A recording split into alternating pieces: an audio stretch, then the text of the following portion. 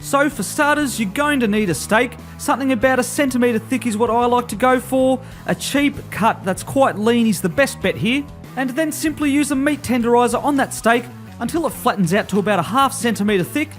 Season with some salt and pepper. And now I'm going to bread this steak. So here I've got 1/2 cup of plain flour. I've also got a couple of eggs which I've just beaten. Now I'm going to give this flour just a really basic seasoning. 1 teaspoon of ground pepper, 1 teaspoon of table salt, and that's all I'm going to add to it.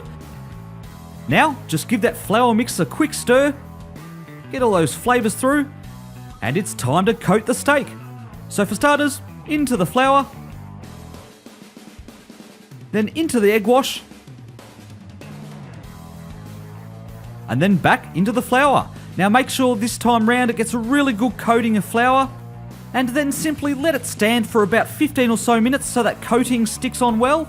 And now it's time to cook. I've put some oil into a pan about 1 centimetre thick, and I've heated it up to about sort of 160, 170 degrees Celsius. Then gently place the steak in.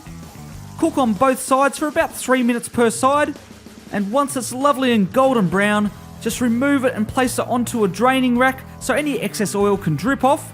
And while that's happening, I'm going to make a nice simple cream gravy. So into another pan, add in 3 tablespoons of oil. I'm using canola oil. 1/3 of a cup of plain flour. Mix it together well. Season with some salt and pepper. Allow this to simmer for a couple of minutes. And now, add in 1 cup of milk mixed with 1/2 cup of liquid beef stock. You can leave the beef stock out if you like and just use the milk, but I find that it really adds a good amount of extra flavour to the sauce. Stir it until it's nice and smooth and creamy and has thickened. And it's time to serve.